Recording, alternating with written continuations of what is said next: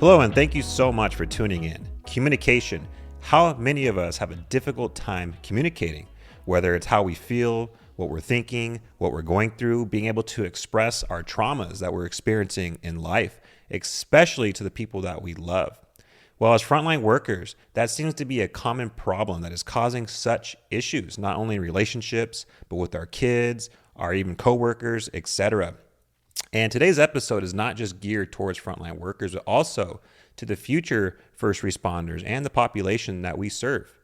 And quite frankly, I was very fortunate enough to be able to find someone that I'd be able to communicate with. Even though I never thought I would date a nurse, and she never thought she'd date a firefighter, well, here we are before you today. This is Empower the Pulse. I'm your fireman, Isaiah Bowe, and I'm here with my lovely co-host, Nurse Kalli. Hi, guys. Thank you so much for tuning in. So yeah, let's just cut straight to the chase. I did say I would never date a firefighter, and obviously I had to eat those words. But I'm not upset about it. You know, I'm glad that I let my guard down and let you in, because I truly feel like I'm super blessed to have you in my life. So. Yeah, same here. But yes, like you were saying, communication. We're just pretty much taking it back to basics. We recognize that our whole goal with Empower the Pulse is to open a dialogue where people can communicate, share whatever stories they have, experiences, in hopes of helping others who might be going through similar things. Like, just to kind of put into perspective, over 65% of marriages that lead to divorce attributed to communication problems. And just to put it more into perspective for the first responder world, we are at 60 to 70% much higher rate of going through divorces than the average population. So with this podcast, we're simply just kind of sharing our experiences, our growth in communication, not just amongst ourselves, but as a couple, in hopes that it will help you. We'll pretty much put in perspective of a nurse and a firefighter and regular human beings. Yeah, and with that being said, so for the future frontline workers out there, you know, this is something that is not taught. You know, we are taught how to talk to patients, how to communicate on the fire ground, or for law enforcement, you know, active shooters or traffic stops, domestic violence calls, etc. But when are we taught how, when we get off shift, how to communicate with the people that we love, our significant others, our kids, our friends? And there's a big disconnect. Obviously, with all the mental illness on the rise, the addiction problems continue to rise, not just in the first responder world, but in the general population as well. And also the suicide rate, you know, and quite frankly, I don't know about you, I didn't sign up to do a job where I'm always taking care of others, but then when I get off, you know, my life is coming down to shambles. You know, I didn't sign up to get divorced. I didn't sign up to have my kids angry at me and be unhappy. Especially as frontline workers, we deserve to live happy lives. So, like I said, this message is going to be geared to a variety of people who want to learn communication, how to not only communicate as leaders, but save your marriage, be happy with your family, etc. So take this message to heart, share this message, and let's grow as a community together. I agreed. Like you said, people looking in from the outside, or looking from the outside in, let's say on a cardiac arrest, for example, in our ER, it might look chaotic and like everything is just out of order. But because of how we learned how to communicate, it all makes sense to us who are working in it, right? Who are working on that cardiac arrest. And I think a lot of us are not taught or just don't know how to communicate off duty, in a sense, right? Even with you and me, I think we learned a lot about each other when it comes to that. Like, I am definitely more of the body language person. You can pretty much sense everything about how I'm feeling or where I might be going through by just looking at me. And I think you're the stronger one when it comes to verbal communication. You're much more capable of I had to yourself. learn through my failures, you know. So I wasn't always the best communicator. A lot of times, a lot of us out there, I would say as men, you know, we come home pissed off sometimes, you know, especially from all the traumas and the triggers that we go through, and then the lack of sleep. You know, I'm not going to, how can I come home normal after being up for 48, 72 hours of being up? Mm-hmm. And, you know, we signed up to do this, yes, of course. And when we show up, like you said, to the cardiac arrest, or we show up to the drowning or someone's kid, they don't care that you are sleep deprived. They care about their family member, and rightfully so. They deserve 100% from us. Agreed. But over the course of years and years, 20, 30 years of consistent hormonal ups and downs as far as our adrenaline, our norepinephrine, the cortisol, and then you come home and it's that dump. You're in this constant up and down, up and down. And that's something that in a conference I recently learned, it takes about 18 hours for us to even be able to really come down. That's and crazy. Back to, equilibrium. And then all of a sudden you go back to work. And a lot of people don't realize, and I didn't know this either, but our brains are constantly running in that background. And, here's a question for you. If at all you're doubting this, how is it that you can respond on day 2 or day 3 at 2, 3, 4 in the morning and still be on top of it, right? Still be able to perform that cardiac arrest or be able to attend to that traumatic gunshot, stabbing, vehicle accident, perform the extrications, etc. That's because your brain, you're at work, and your brain is consistently releasing those hormones that are able to keep us alert and focused. But our body needs rest. I mean, that's some really good points, because I know, like, I don't do as much now, but when I used to do overtime a lot, consistently, 5 days straight, my first day off, and mind you, I work graveyard night shift. So that whole first day of being off was a total wash, because I could not, like, I didn't do anything. That was the only way for me to actually enjoy my second day of time off. So, like, for me, my decompressing was just simply not doing anything. I wanted to, unfortunately, I also have this OCD about me where I want to clean, I want to do all these things, but I also learned with time that if I kept rushing into running errands and doing all the things I've been wanting to do on my first day off, it kind of went into my second day off. And then by the time I know, before I even knew it, I was back in my cycle working again.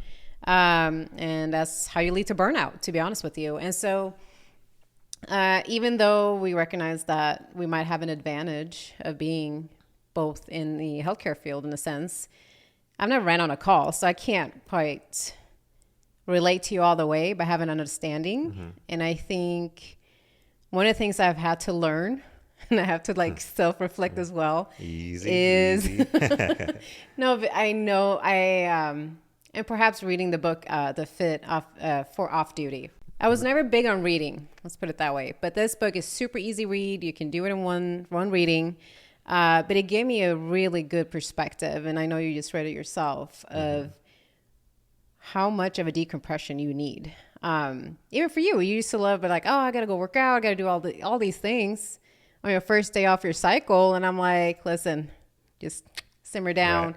Don't do anything, because the next day when I'm trying to enjoy my days with you, you're still kind of working on it. And so before we know it, we can tell that we have a bit of a disconnect when that happens. Yeah. I'm hoping that can be a takeaway for you, because it doesn't mean that, or just because you're a firefighter doesn't mean that this doesn't happen to you.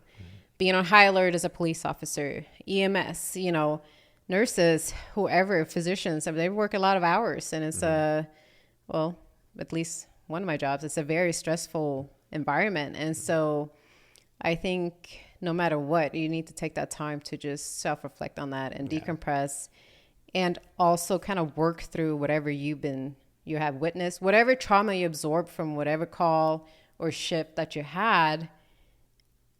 I don't mean don't dwell on it necessarily, but at least work through it so you don't bring all that into the next situation, interaction with your family. Another thing I wanted to point out that you mentioned is for us waiting for you to come home. I think it is very, very, very, very important. I can't stress this enough, to get rid of the mentality of, oh, well, I'm going to protect my spouse, or I probably shouldn't share this because this might trigger them. I think it's very important to share your day. I know I wouldn't want to come home to my best friend and I'd be able to share my day, whether it was a good day or a bad day. But that also doesn't necessarily mean that I should share all the graphics. I probably could to you because I know you relate, but or could relate.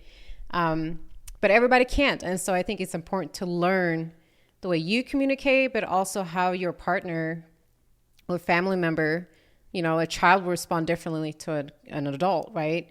So perhaps you won't just be as descriptive to your child trying to explain that, listen, I had a rough day and I just need a minute. What are your thoughts? Yeah, so I think there's two perspectives that we need to be looking at. And for one, the responder, and two, family. As the responder, like I said at the beginning of this, we're not taught how to communicate with our loved ones. So what we need to do is we need to be able to communicate with our spouse like, hey, especially if you're getting into this, these are the things that I'm going to be exposed to. Okay, I am going to see things that the average person does not see. Been doing this 15 years, and if you were to play the movie, play back that rewind my career, man, and also being able to come home, and if you need some time, you need at least take a nap, you need to go to the gym, whatever you got to do, so that way you're not coming home agitated. You're not coming home and your kids do something that normally wouldn't set you off, but it does, because that's wrong. It is wrong to come home and take home your frustration, the stress, and put that on your loved ones. Yeah. And that's the whole point of one of the points of this this podcast today, this episode. The other perspective too is I would strongly suggest for the spouses out there, if you're a firefighter, police, dispatcher, whatever, just isn't in the mood to talk, don't take it personally. And I know it's easier said than done, like, man, he's been gone, he or she's been gone for a few days, and like you miss them, you want to talk with them. And I get that, but you gotta understand, like for me personally, I go to work and there's a total of 10 of us, and it's constant stimulus, I don't even sleep in my own bed, and then you're responding to calls, whatever. Sometimes I don't want to talk. In fact, I can tell. yeah. Like, I want to be alone. I want to go to the gym, and I know we like to work out together, and that's something that we recently kind of had an issue with. Is you left, you want to work out with me, right? But you're not around 9 other people for 48, 72 hours. Right. I do get to come home and have my own space. But for the spouses, understand that will go a long ways.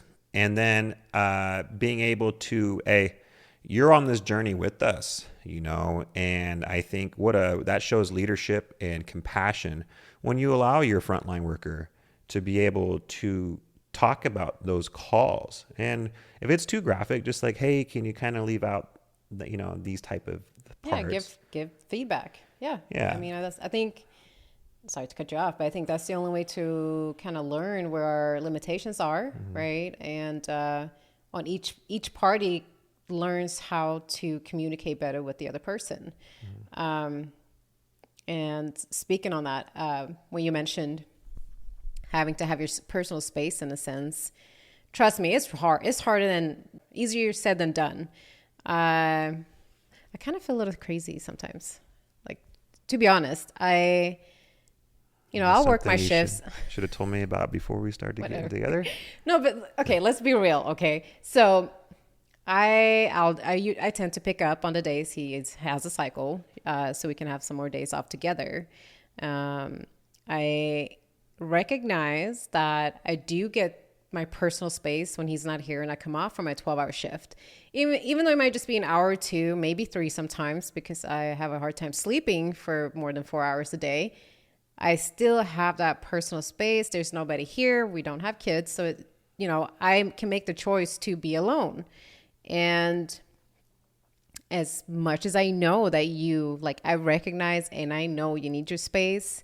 Hell, I've told you need to just decompress, stop running around on your first day off.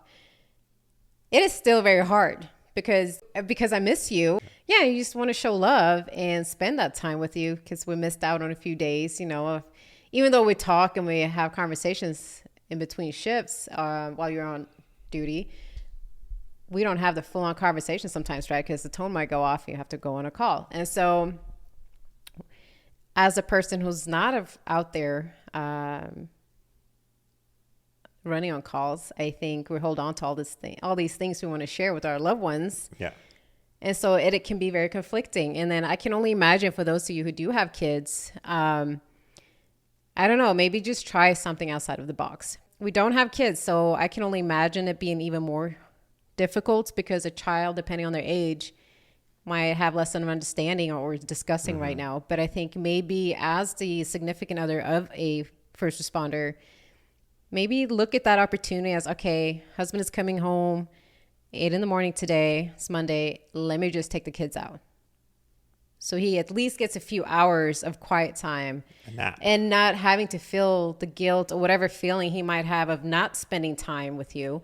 Because I've learned for me, like, I can act like I can go and watch a movie. It can be the best movie ever. We can go to the movies and I'll guarantee I will fall asleep if it's my first day off. No, it's 100% guarantee. How many times have we tried at home you fall asleep? Honestly. We didn't watch movies because she's like, oh yeah, let's watch a movie. Next thing I look over. And it's not that I'm not interested in the movie. It's not that the movie sucked necessarily, or that I didn't had a few hours of sleep. It won't work. Because I've come to realize that if I'm working more than 3 days straight, that first day off, it's just a wash. I'm just going to reset and try to chill. But that's what works for me. It might be different for you, but it's just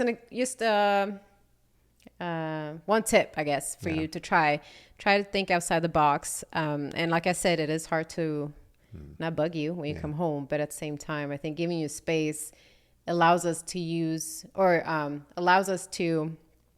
actually enjoy the other days that you have off because you got that time to just reset a little bit. Yeah. And I value my alone time. That's my way of respecting myself. And to be able to go and process the things that you just went through, process work. If there's things in your life that are holding you down, whether family issues, marital, whatever, you need to sit back and process. Think about how you're going to think about the plan of how you're going to better that situation.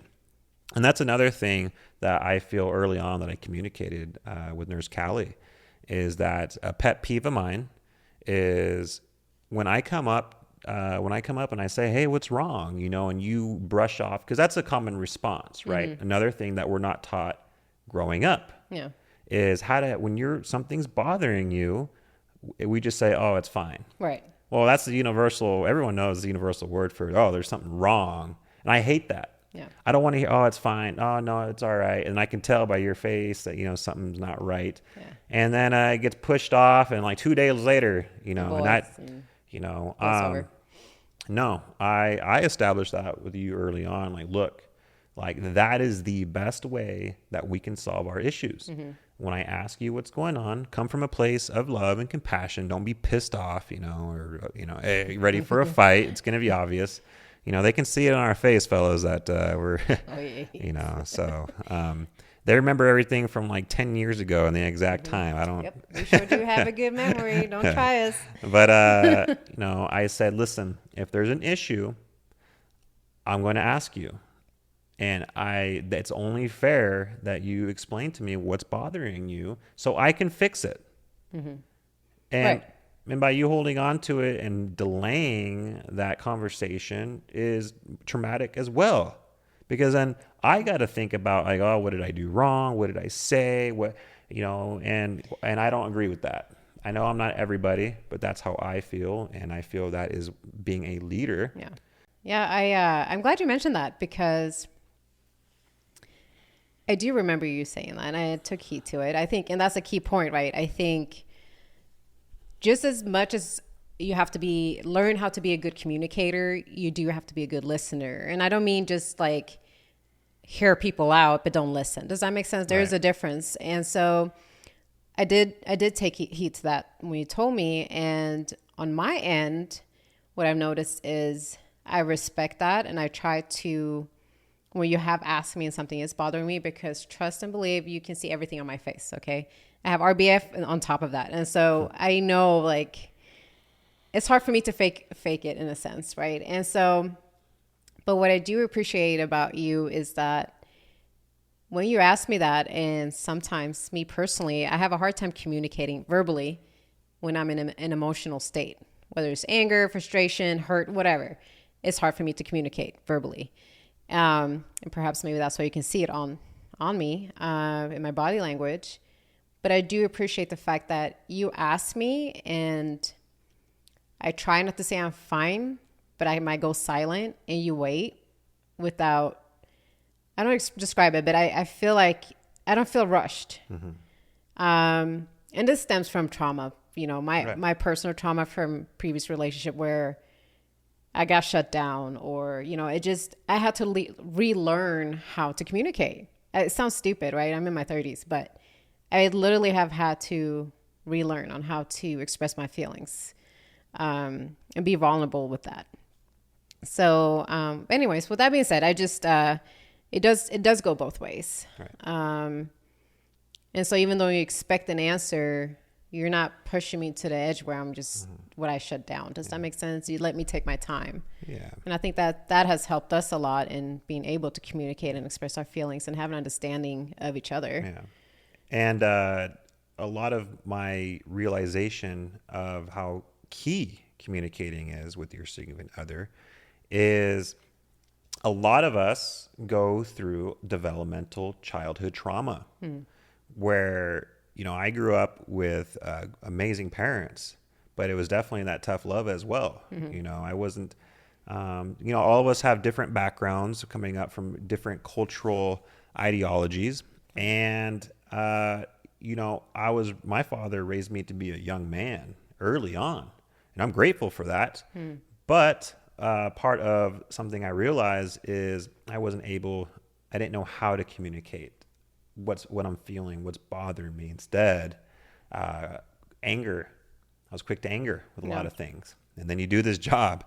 I was going to say, I would assume this job, you started at 18? Yeah, I was 18 when I started. That whole structure traditionally, don't quote me on it, or I don't mean to, make an assumption, but traditionally it is a man's world. It is. And so I can only imagine, even we can see it now where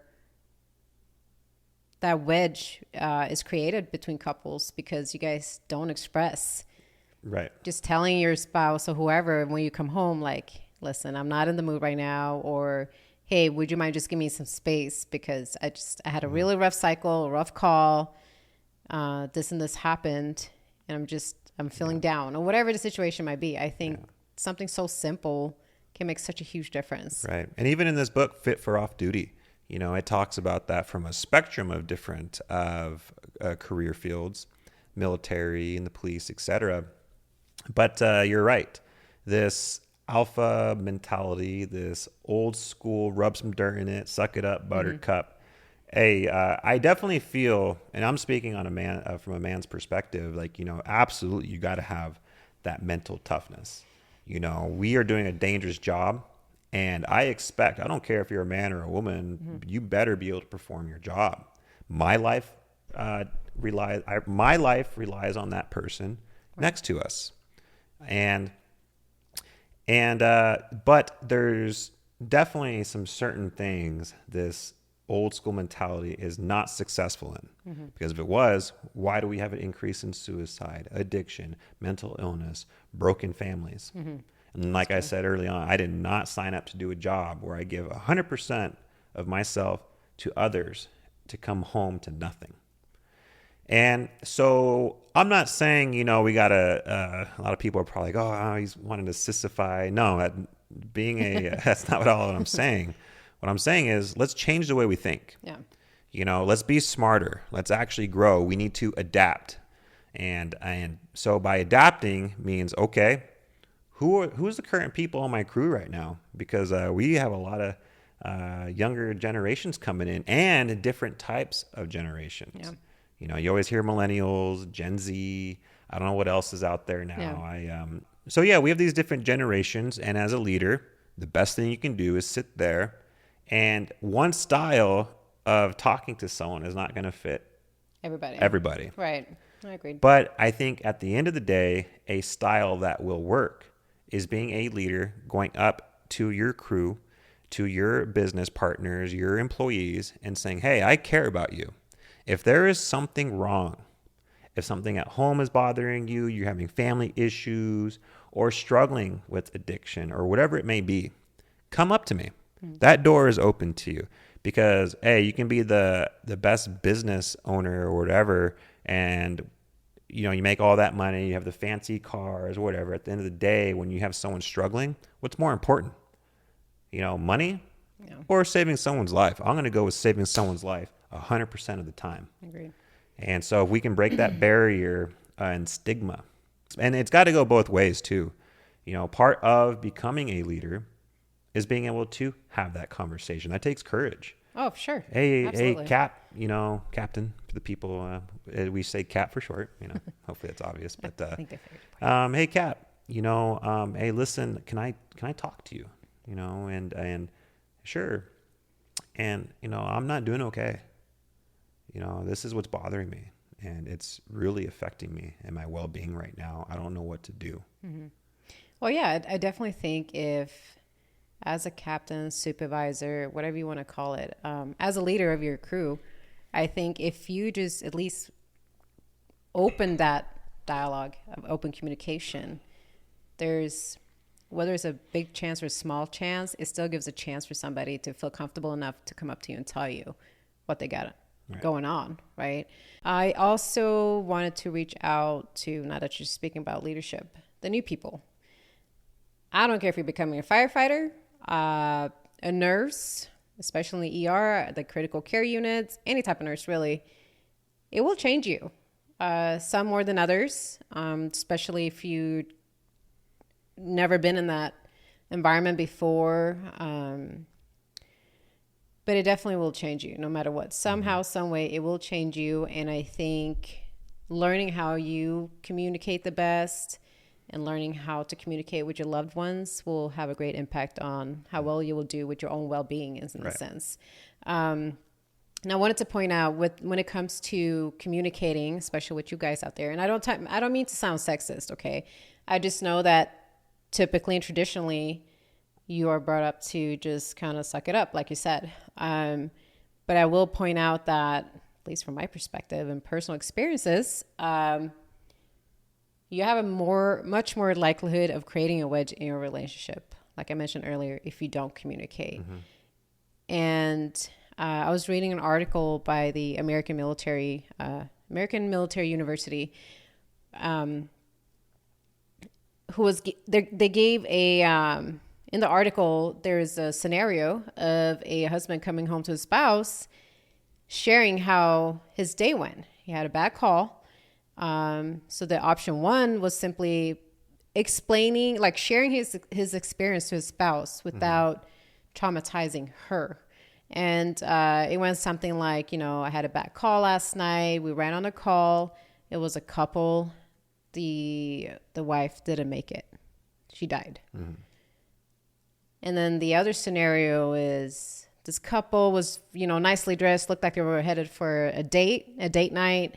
And the wife wasn't wearing a seatbelt, so she was extracted. Is that what it's called? Ejected, sorry. She was ejected, and I have to pick up brain matter.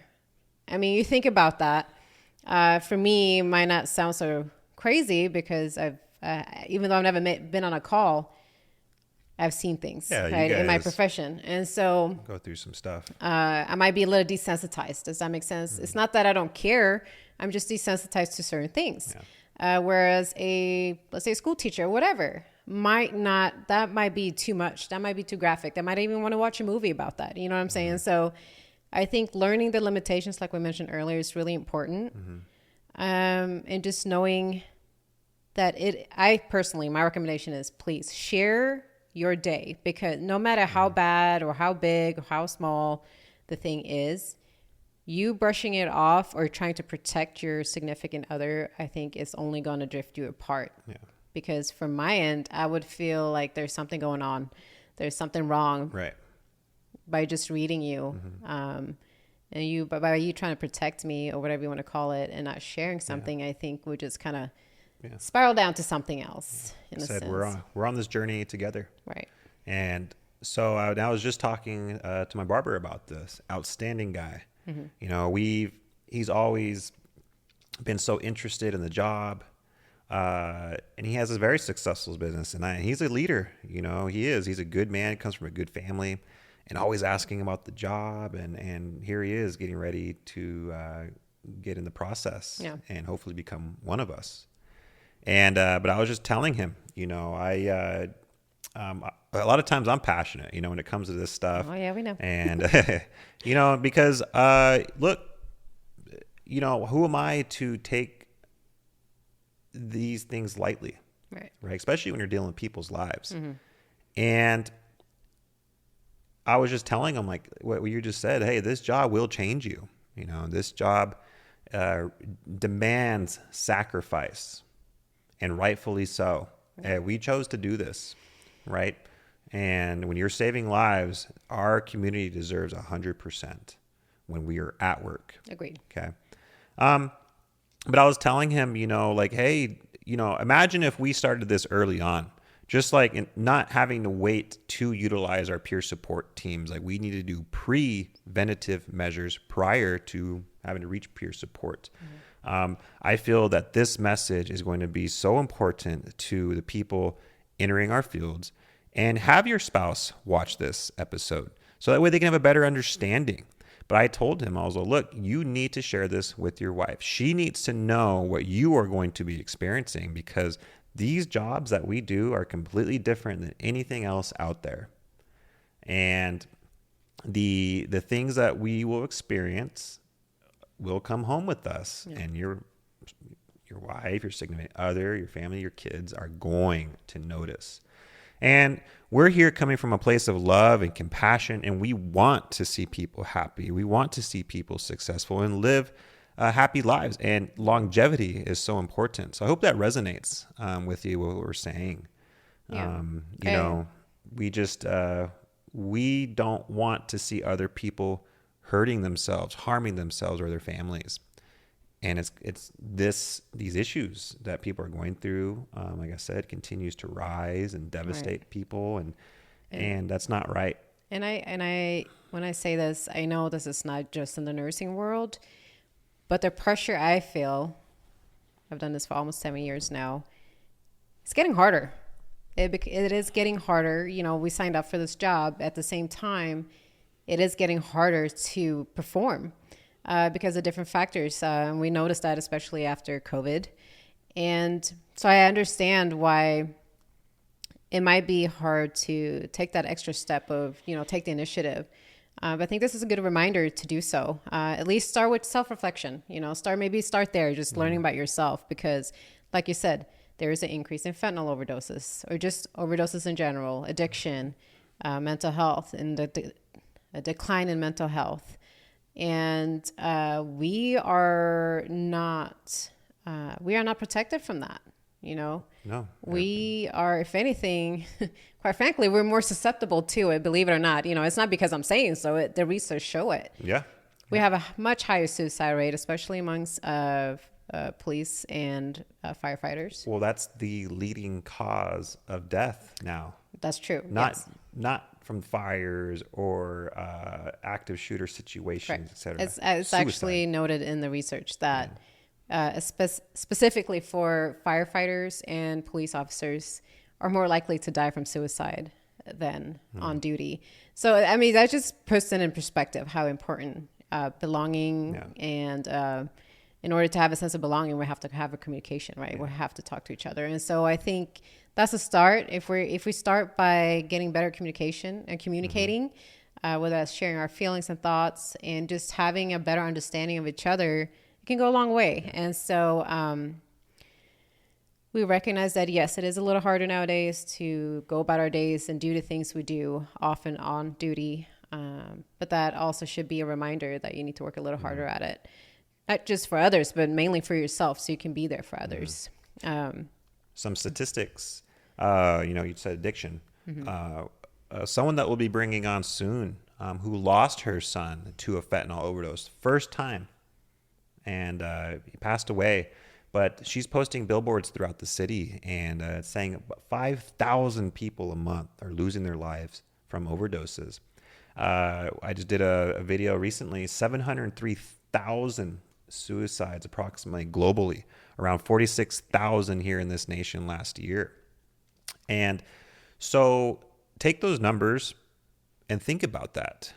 And Nurse Kalli just said it. These issues do not spare anybody. Anybody can go through. I don't care how tough you think you are. I consider myself a very tough person.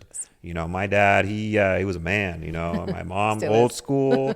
My mom, I'm so grateful for my parents. And you know, my mom came from nothing, dirt poor. You know, they ate rice and beans. They didn't really have. They had to wear a lot of the same clothes, and she put herself through school. She is successful, and same with my dad. You know, he served the military, corrections, and he's a damn good man. But not all of us have parents or two parents. You know, a lot of us go through different scenarios in life and upbringings. Yeah. But even with that being said, even coming from two parents, good family, good upbringing, still with that discipline and that respect, you ask a lot of my friends, you know, I am a strong person, but I had family things that devastated us, myself, loss of friends to suicide. And then you go to work running on these calls that remind you of what your family is going through, or you know, your friend who took her life. And over a while, that's the anger I didn't realize was trauma, you know, and it broke me down. And, but you know what? Hitting rock bottom sometimes is what's needed for some of us to rise above and become leaders. Yeah. But with that being said, I have a challenge for people out there. And if you're watching this, take this challenge, pass this on to your coworkers, pass this on to your bosses. So everything that you just heard, of all these statistics and these issues that we're going through on a wide spectrum throughout society, let's get that peer support established. Doesn't matter if you're a car salesman. Doesn't matter if you're in a restaurant. Let's be better. You want to be a leader? This is how you be a leader today. You know what? When I go to work tomorrow, I'm going to check on my people. Mm-hmm. Hey, you know what? I just watched Fireman Isaiah Bowe and Nurse Kalli, this communication podcast, and they're right.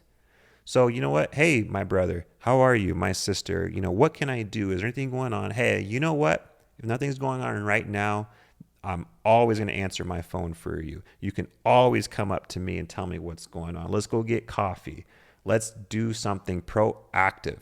And that's so simple. If you really think about it. Yeah. You know, sure. And even take it a step further, you know, like especially as managers, like, hey, you know what? There's a system in place for my employees know, like if they're going through things, they can come up to me. And how are we going to facilitate it? Do we need to get therapy involved? Do we need to have a therapist that our business uses that is reliable, and so on? You know, also too, I'm a big proponent of fitness and nutrition, eating clean. For me, man, going to the gym, being able to work out, taking those frustrations out on the weights, you know, looking good for Nurse Kalli. But, you know, I try, you know.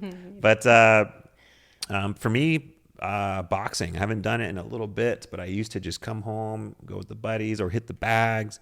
And if you don't like someone, pretend they're that bag, you know, and don't punch them or go punch a tree.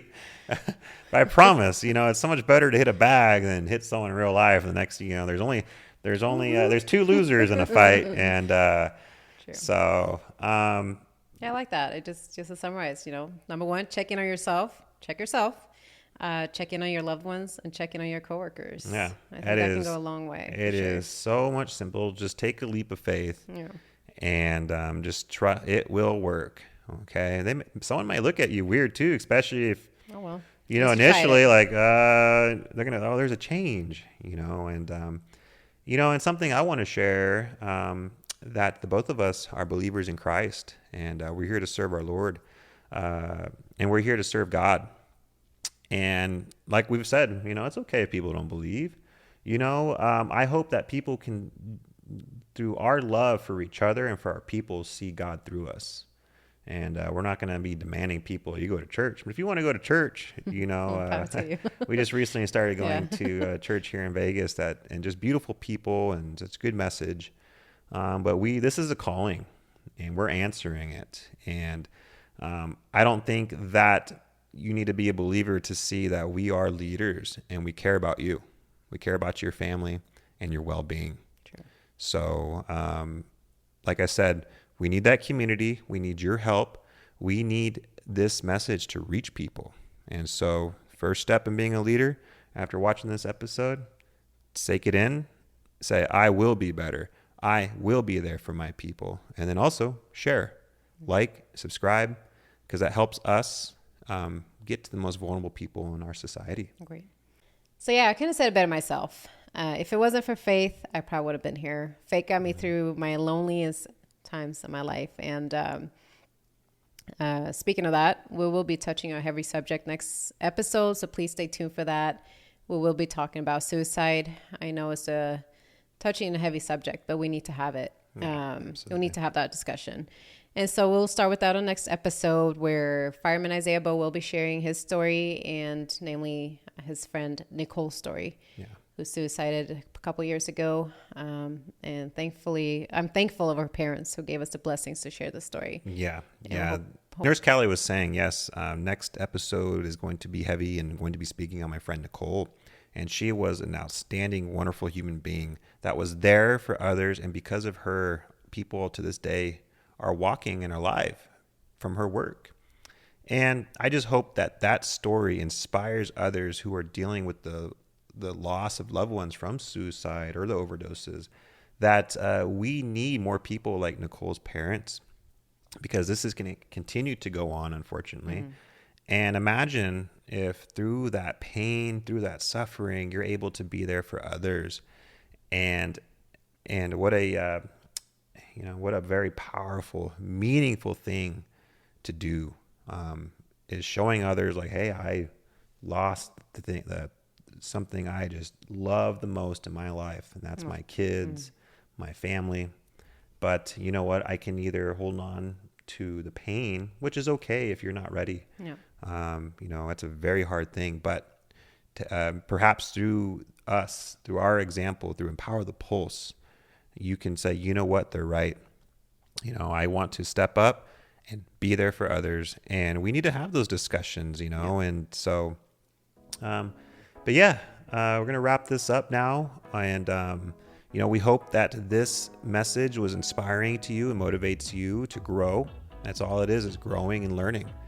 In the fire service, you can do this job 30 years, but we always say, hey, you can always continue to learn. You can always continue to be better. Sharpen your irons, right? And I think that applies to anything in life. There's always more room for growth. Absolutely. So wherever you are, please continue to join this journey with us. We need our family. We need community. So with that being said, let's learn, let's grow, and together, let's empower the pulse. I'm your fireman, Isaiah Bowe. And I'm Nurse Kalli. Thank you so much for watching. God bless.